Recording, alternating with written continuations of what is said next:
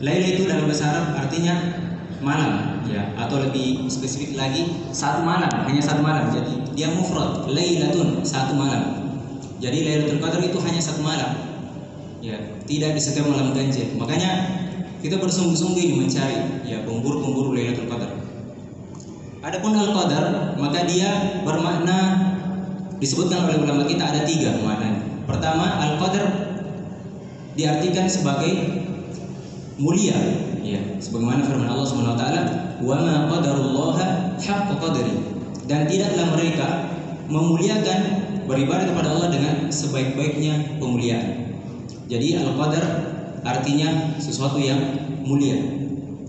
Kemudian yang kedua, Al-Qadar berarti sesuatu yang sempit, ya. Allah Subhanahu wa taala berfirman, "Wa man qudira 'alaihi rizquhu falyunfiq mimma ataahu Allah." Siapa yang dibatasi rezekinya, disempitkan rezekinya, maka hendaklah dia berinfak sesuai dengan apa yang dia miliki. Jadi secara bahasa Al-Qadar yang kedua berarti sempit, ya, karena di malam Lailatul Qadar disebutkan dalam hadis bahwa malaikat itu turun ke langit dunia, turun ke bumi, ya, sehingga bumi terasa sesak, penuh. Bahkan disebutkan jumlah malaikat yang turun pada malam itu seperti bahkan melebihi jumlah bebatuan yang ada di bumi. Insyaallah. Jadi jumlah malaikat ini tidak sedikit, jemaah sekalian. Disebutkan dalam hadis juga bahwa jumlah malaikat setiap harinya yang masuk ke dalam Baitul Ma'mur di atas 70.000 masuk dan tidak keluar. Bayangkan, ya, banyaknya malaikat yang tercipta dari cahaya. Jadi arti kedua dari Al-Qadar sesuatu yang sempit karena pada malam itu, ya, bumi terasa sempit sehingga dikatakan daun yang jatuh, ya, karena malam itu tenang, hening, ya, daun yang jatuh, ya, tidak rapat di tanah, ya, dalam riwayat lain seperti itu, ya. Kemudian arti yang ketiga dari Al-Qadar yaitu ditentukan. Apa maksudnya? Bahwa pada malam itu takdir seorang hamba itu ditentukan pada malam itu. Nanti kita akan jelaskan bagaimana penentuan takdir hamba dari masa ke masa. Jadi takdir itu ada dua yang mungkin yang anak sekolah sudah pelajari di sini, ya. Takdir, ada takdir mubham dan ada takdir muallaq. Kalau mubham itu sesuatu yang tidak bisa diotak-atik lagi, nggak bisa diganggu gugat, dan itu sudah tercatat di Lauhul Mahfuz. Adapun yang mubham, ya, itu sifatnya tidak mutlak dan bisa saja berubah, ya, seperti janin ketika sudah berusia 120 hari atau 40 bulan, ya, sebutkan dalam hadis, "Inna ahadukum yujma'u khulquhu fi batni ummihi 40 yawman nutfah." Bahwa penciptaan janin itu ketika sudah ditiupkan ruh, maka dicatatlah 4 perkara. Bikat birizqihi, rezekinya, wa ajalihi, ajalnya, wa amalihi, amal perbuatannya, dan yang terakhir sa'idun aw syaqiyun, apakah dia termasuk orang-orang yang bahagia atau orang-orang yang nantinya sengsara, durhaka, celaka, dan seterusnya. Jadi takdir ini sangat tergantung dengan keadaan seorang hamba, karena ada beberapa amalan-amalan, ya, yang kita ketahui bisa merubah takdir itu, seperti doa, ya. Rasulullah bersabda, "La yuraddul qadaru illa doa." Tidak ada yang dapat merubah takdir itu kecuali doa, ya. Jadi jangan kita berputus asa dan berdoa, terus berdoa, ya. Bisa saja yang awalnya dicatat seperti ini, tapi karena keseringan kita berdoa, maka berubah takdir itu, ya. Kemudian yang kedua, silaturahim juga itu bisa merubah takdir, ya. Rasulullah bersabda, "Man ahabba an yubsata lahu fi rizqihi wa an yunsalahu fi athari falyasil rahimah." Barang siapa yang suka ingin dilapangkan rezekinya dan dipanjangkan umurnya, maka hendaklah dia menyambung tali silaturahim. Jemaah rahimahullah, penetapan takdir, ya, ada 3. Pertama, ada sebelum 50.000 tahun diciptakan langit dan bumi, dan itu sudah tercatat di Lauhul Mahfuz. Itu tadi yang kita sebutkan tidak bisa lagi diganggu. Kemudian yang kedua, ada yang ditetapkan sejak kita lahir, ya seperti tadi. Janin ketika berusia 4 bulan, ya ditulis rezekinya, ajalnya, amalnya, apakah dia termasuk orang yang bahagia atau sengsara. Kemudian yang ketiga, ada penetapan yang update setiap tahunnya, berubah setiap tahunnya. Ya, kapan itu terjadi? Pada malam Lailatul Qadar. Pada malam Lailatul Qadar. Jadi setiap tahunnya malaikat datang memperbarui lagi catatan takdir untuk setiap manusia. Dari Lailatul Qadar yang satu ke Lailatul Qadar yang berikutnya. Ya, bahwa ya si fulan untuk 1 tahun ke depan ini rezekinya seperti ini. Ya. Ajalnya seperti ini nanti ya waktunya. Jadi malaikat turun bukan hanya sekedar memenuhi bumi, memuliakan para orang-orang yang menghidupkan malam di malam itu, tapi juga ya mereka turun untuk menulis suratan takdir ya dari bagi setiap hamba untuk setahun ke depannya. Jadi secara kesimpulan Al-Qadar bermakna itu tadi 3 ya. Pertama mulia ya karena pada malam hari itu ya Allah SWT memuliakan, dan nanti kita akan jelaskan kenapa malam Lailatul Qadar itu mulia. Kemudian yang kedua, bahwa Al-Qadar bermakna sempit ya, suatu yang sempit ya, suatu yang sempit. Ada juga yang mengatakan bahwa memang sempit karena waktunya sangat singkat, hanya pada malam saja, bukan pada siangnya ya.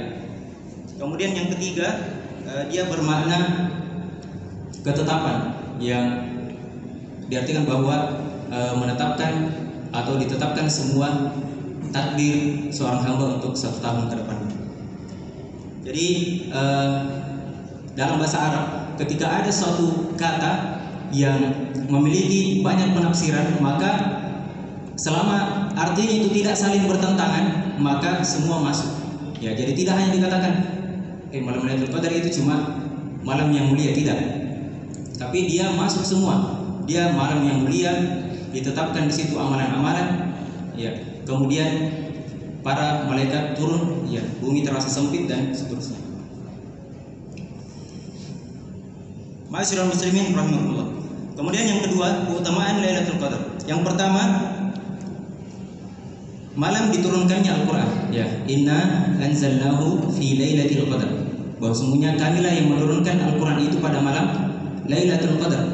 Dan ini merupakan pendapat yang paling banyak diberi oleh ulama kita, bahwa Al-Quran itu turun awalnya pada malam Lailatul Qadar.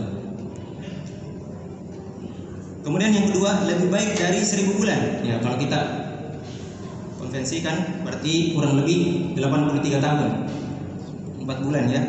Artinya memanfaatkan 1 malam itu seakan-akan kita beribadah selama 83 tahun 4 bulan.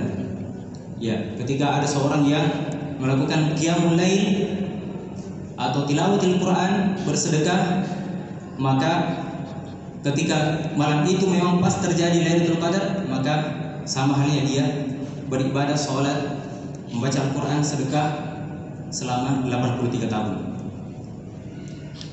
Kemudian yang ketiga, ampunan dosa yang telah lampau. Ya, Rasulullah SAW bersabda yang sering kita dengar, man shoma Ramadan imanan wa ihtisaban ghufira lahu ma taqaddama min dzambi. Siapa yang berpuasa Ramadan dengan penuh iman dan mengharapkan pahala dari Allah SWT, maka diampuni dosanya 1 tahun yang lalu. Begitu juga man qoma Ramadan, siapa yang melakukan qiyam tarawih, salat tahajud pada malam Lailatul Qadar, pada malam Ramadan, maka diampuni dosanya yang telah lalu. Kalau kita lihat hadis ini, sebulan penuh kita melakukan puasa dan qiyamul lail, barulah kita diampuni dosanya. Ya, tapi beda halnya dengan Lailatul Qadar. Rasulullah bersabda, man qoma fi lailatul qadri imanan wa ihtisaban ghufira lahu ma taqaddama min dzambi. Siapa yang melakukan qiyam, ya qiyam artinya berdiri, ya bukan berdiri bangun terus pergi buang air kecil baru tidur lagi, enggak. Ya, maksud qiyamul lail, ya salat, termasuk salat tarawih, ya salat tahajud, ya mau salat taubat, salat tasbih dan seterusnya, maka dengan penuh iman dan mengharap pahala dari Allah SWT, maka akan diampuni dosa-dosanya yang telah lalu. Kemudian yang keempat, di antara keutamaan Lailatul Qadar, turunnya malaikat dalam jumlah yang sangat besar. Ya, telah kita sebutkan tadi bahwa jumlah malaikat yang turun itu ya tidak terbilang ya, karena saking penuhnya ya sesatnya bumi. Jadi mereka turun dengan membawa segala kebaikan, keberkahan serta rahmat sebagai penghormatan dan pemuliaan kepada hamba-hamba yang beribadah di malam itu. Jadi tanazzalul malaikatu warruhu fiha. Tanazzal, jadi kata-kata tanazzal itu bukan cuma nazal. Kalau nazal satu saja yang turun. Tapi kalau tanazzal sama seperti orang istiqomah, tatanazzal ya sama. Tanazzal banyak yang turun. Ya. Malaikat dan dipimpin oleh ar-ruh. Siapa di situ? Malaikat Jibril. Bi'idzni rabbihim min kulli amrin salam. Kemudian yang kelima, keutamaan Lailatul Qadar yaitu malam keselamatan dan kesejahteraan. Ya, salamun hiya hatta matla'il fajr. Ya, keselamatan untuk malam tersebut sampai terbitnya fajar. Jadi dalam tafsir disebutkan, ya Allah menurunkan malaikatnya untuk menjaga keamanan ya dan kenyamanan orang-orang yang beribadah pada malam tersebut. Sehingga dalam riwayat dikatakan setan itu tidak susah untuk menggoda orang-orang yang sudah terlanjur beribadah. Ya, adapun mereka yang ya masih bersantai-santai bertidur-tidur, maka itulah yang digoda oleh setan. Ya. Sebelum terakhir, keutamaan Lailatul Qadar yang kadang bahwa Nabi bermujahadah, bersungguh-sungguh untuk meraih keutamaannya pada bulan Ramadan. Ya, beliau bersungguh-sungguh. Ya, di luar bulan Ramadan kita ketahui beliau ya orang yang paling bersungguh-sungguh. Karena Rasulullah SAW ajwadun nas wa ajwadu ma yakun fi Ramadan. Beliau orang yang paling dermawan, dan tapi ketika masuk lagi Ramadan beliau lebih dermawan lagi. Ya. Ya.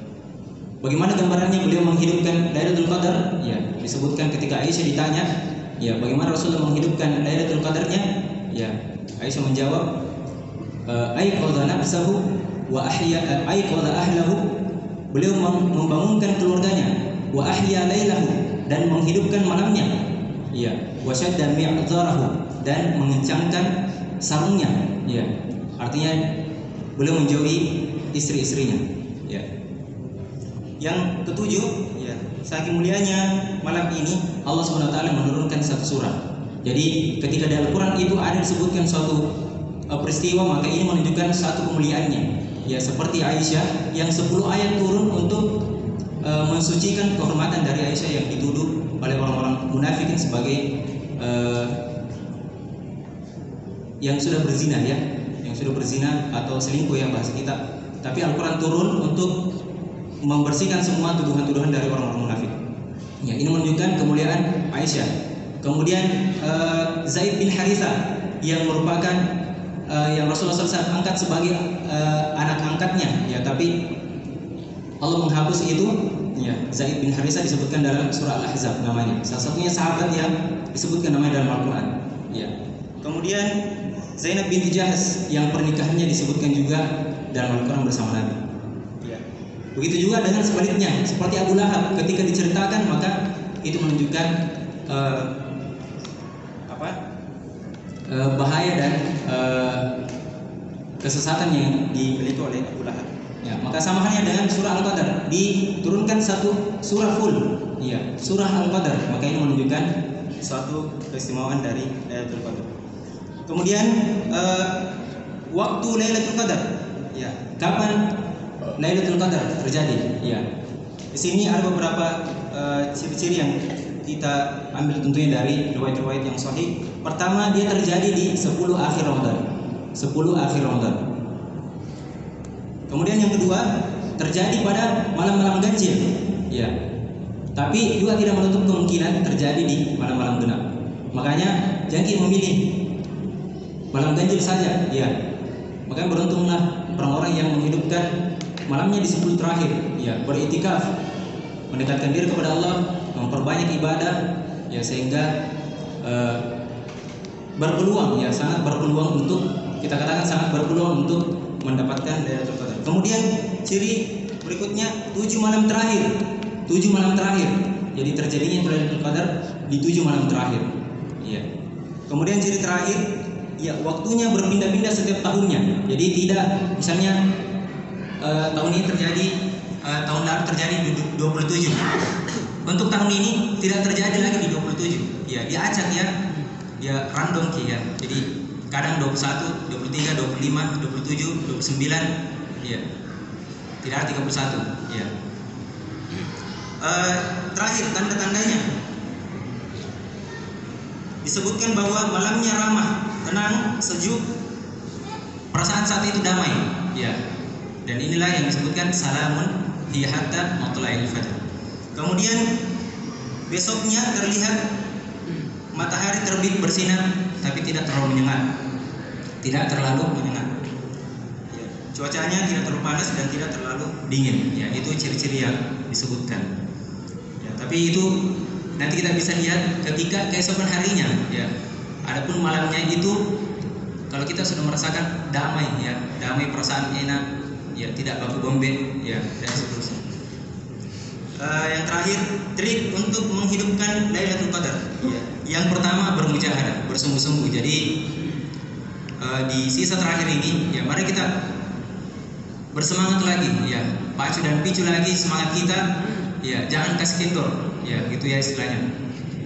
Kemudian beriktikaf ya, beriktikaf. Jadi kita tadi sampaikan bahwa mereka lah yang paling berpeluang, tapi bukan berarti orang yang di rumah juga tidak mendapatkan Lailatul Qadar, tidak ya. Tetap bangun hidupkan malam di rumah ya, dengan tilawatul Quran, salat lail, berdoa, berzikir, istighfar. Wabil ashari hum yastaghfirun. Pada waktu sahur mereka banyak beristighfar.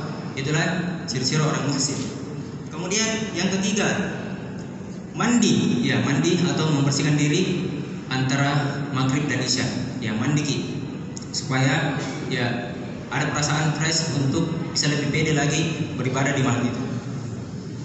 Kemudian berikutnya memakai pakaian yang terbaik ya, memakai pakaian yang terbaik ya, karena itulah tuntunan kita ya, Bani Adam, khudhu zinatakum 'inda kulli masjid. Wahai anak cucu Adam, maka pakailah pakaianmu yang terbaik ketika hendak masuk masjid. Tapi untuk Lailatul Qadar ya, lebih diperindah lagi penampilan kita. Kemudian terakhir, memperbanyak doa ya, memperbanyak doa. Ada satu doa yang diajarkan oleh Nabi kita sallallahu alaihi wasallam, Allahumma innaka 'afuwun tuhibbul 'afwa fa'fu 'anna. Itu dia harus dibaca setiap sudah selesai sholat ya, sudah selesai 2 rakaat, baca itu perbanyak ya. Itu yang diajarkan Aisyah ketika bertanya apa yang harus saya baca di malam Lailatul Qadar ya, baca itu Allahumma innaka 'afuwun tuhibbul 'afwa fa'fu 'anna. Sekian itu dari kami ya, kurang dan lebihnya mohon dimaafkan. Untuk besok subuh ya, kami berikan kesempatan untuk tamu kita tampil di depan sini memberikan pencerahan ya. Subhanallahumma wa bihamdika asyhadu an la ilaha illa anta wa nastaghfiruka wa natubu ilaik. Subhana rabbika rabbil izzati amma yasifun wa salamun alal mursalin walhamdulillahi rabbil alamin. Wassalamualaikum warahmatullahi wabarakatuh.